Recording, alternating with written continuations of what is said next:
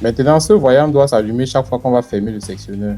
Donc, ce qu'on doit faire, c'est que on doit prendre l'énergie en bas du sectionneur. Donc ici, on va venir, on lève un peu le sectionneur comme ceci. On prend l'énergie de la partie commande en aval du sectionneur. Donc, on va supprimer cette ligne. On vient, on prend l'énergie à ce niveau.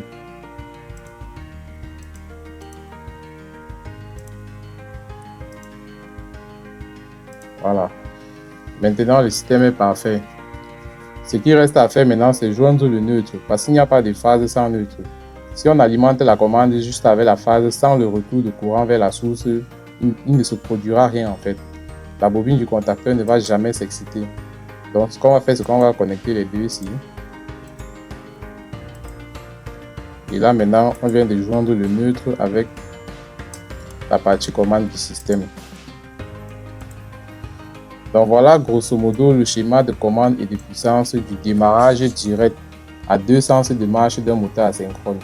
Donc on a nos différents contacteurs ici et j'ai précisé que les contacts normalement fermés ici sont responsables du verrouillage électrique.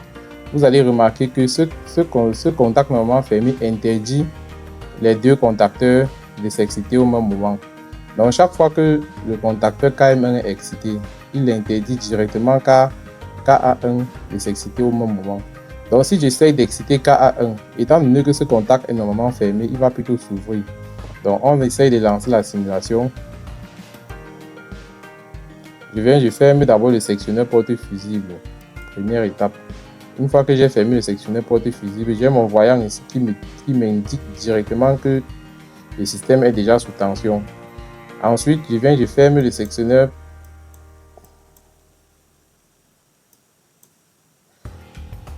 Ensuite, je ferme le fusible monophasé.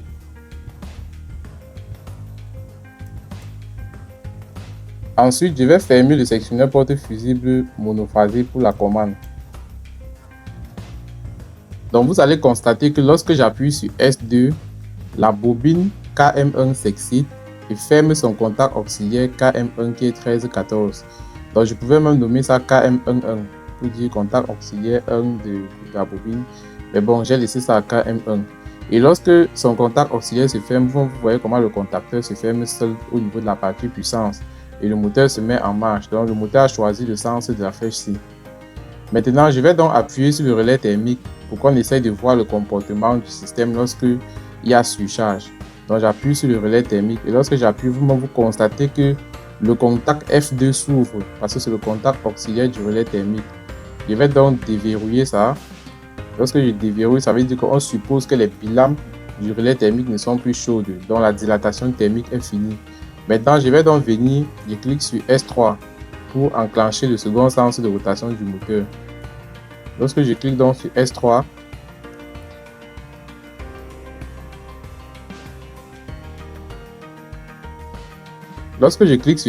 je me rends compte que le deuxième sens de rotation du moteur ne fonctionne pas et c'est normal parce que l'adresse de cette bobine n'est pas la même que celle-ci, que celle du contacteur qui est au niveau de la partie puissance. Donc ce qu'on doit faire, c'est qu'on doit revenir sur le schéma. On doit modifier l'adresse ici, on doit mettre KA au lieu de KM2. Donc ici on va venir, on va mettre KA et comme c'est KA1, on va venir sur le numéro, on met 1 ici. Très simple. Ensuite, on vient donc, on remet sur play. Première étape, on ferme le sectionneur porte fusible. Ensuite, on ferme le sectionneur porte fusible de la commande.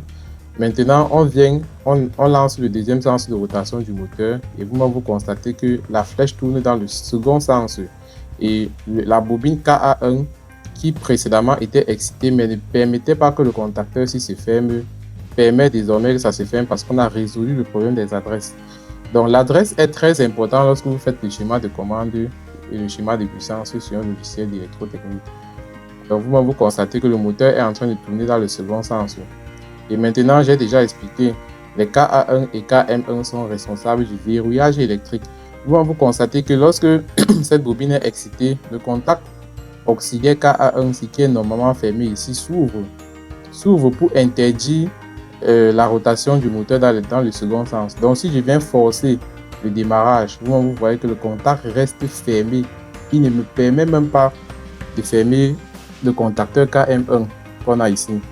Donc c'est un dispositif de sécurité en fait.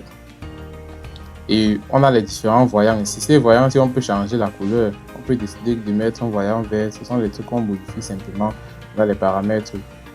Maintenant, ça c'est le voyant du second sens. Ça c'est le voyant du premier sens de marche. Donc ici, je vais cliquer sur le relais thermique. Lorsque je clique sur le relais thermique, on suppose qu'il y a surchauffe ou alors qu'il y a surcharge. Le moteur peut appeler un courant qui est plus fort que le courant de consigne. Le courant de consigne, c'est le courant nominal ou alors le courant qui est inscrit sur la plaque signalétique du moteur.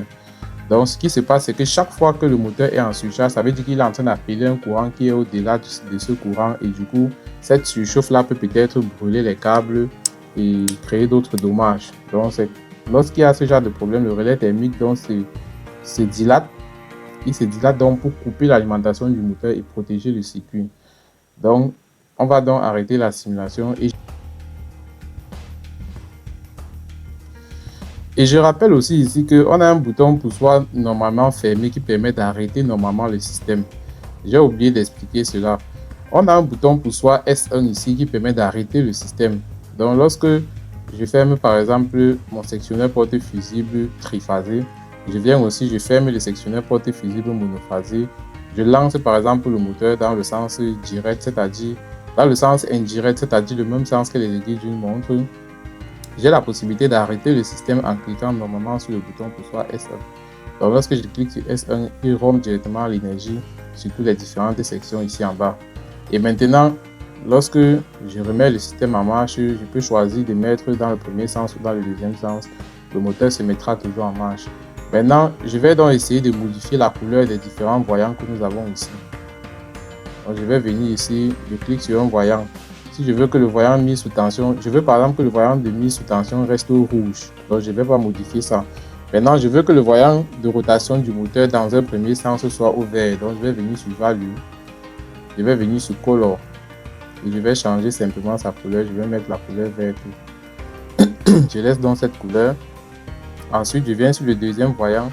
Je veux que le voyant de rotation du moteur dans le deuxième sens soit par exemple orange. Ou bien qu'il soit jaune. Bon, je vais laisser la couleur orange, je vais relancer la simulation. Je ferme le sectionneur porte fusible, je ferme celui de la partie commande. Ensuite, je lance le moteur.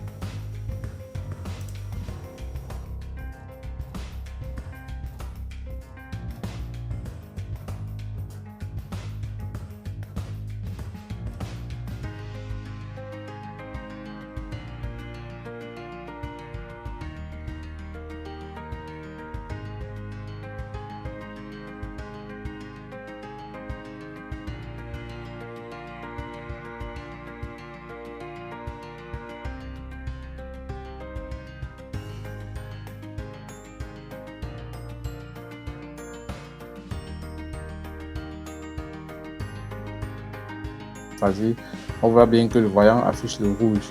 Maintenant, pour la commande, je vérifie la couleur des voyants.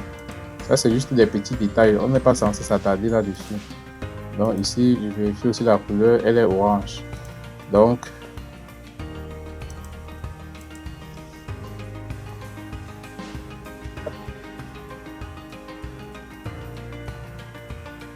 j'ai fait cette vidéo pour vous montrer comment est-ce qu'on fait pour faire un schéma de commande et un schéma de puissance. Une chose très importante en automatisation, parce que c'est pareil.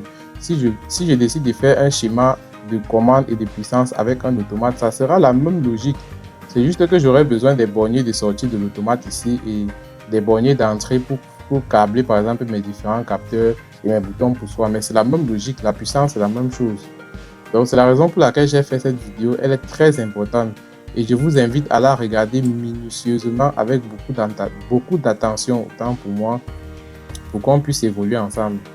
Donc je vous remercie de m'avoir suivi et à la prochaine. Nous allons voir prochainement comment est-ce qu'on fait un schéma de commande et de puissance à partir d'un automate.